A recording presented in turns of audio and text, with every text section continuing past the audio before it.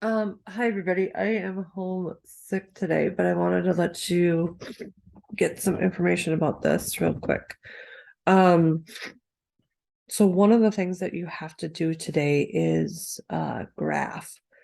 And so if you kind of understand that density equals mass divided by volume, and you also know that rise over run equals slope, and then you know density equals slope. And so what we are going to do today is you are going to plot some of your data. And so you will take mass on one side and volume on the other side, and you'll have different data points kind of scattered like that. And then what you're going to want to do is use a ruler or a straight edge. If you're on your iPad, it kind of works nice because you can just kind of draw a line that kind of hits them all and then move your line like such to try to hit as many lines as you can. And then what you're going to need to do is find the slope. And so here's the equation for slope. Slope equals y equals mx, or m equals y2 y1 over x2 x1. And so what you're going to do on your graph, if this is my slope, if this is blue line is my best fit line, and I have, some other, numbers like this. What you're going to do is you're going to focus on the line that you drew. And so you're going to want to try to find two spots on your line that kind of intersect or cut directly through coordinates. So like this spot right here, kind of hard to see what those coordinates are. But this spot is much better because you know that the mass would be 20 and the volume would be 4. So let's use that. And then this spot right here is also a good spot because you know that your mass would be 40 and your volume would be 8. Okay. Oops. 20 over 4. Okay. And so I actually have those coordinates mixed up backwards.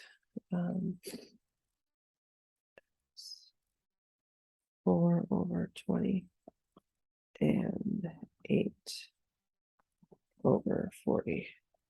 So this is my x.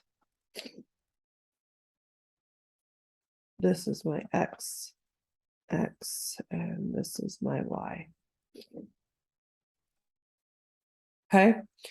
Then what you're going to do is you're going to take those numbers and put those in your slope calculations. So I have x1 can be up here.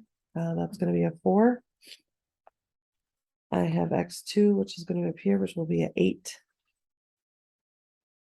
And then I have y1, which will be a 20. And a y2, which will be a 40. And so then I just plug these numbers into my equation. X1 is here. Y1 is there, etc. So I'm going to have something that looks like m equals 40 minus 20 over 8 minus 4. So you'll have 20 over 4, which gives you a slope of m. A slope m of 5. And so this means that your density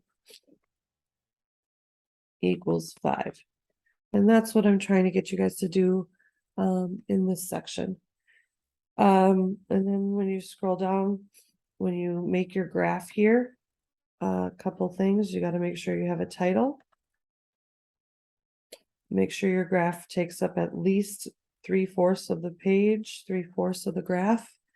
Label your axes.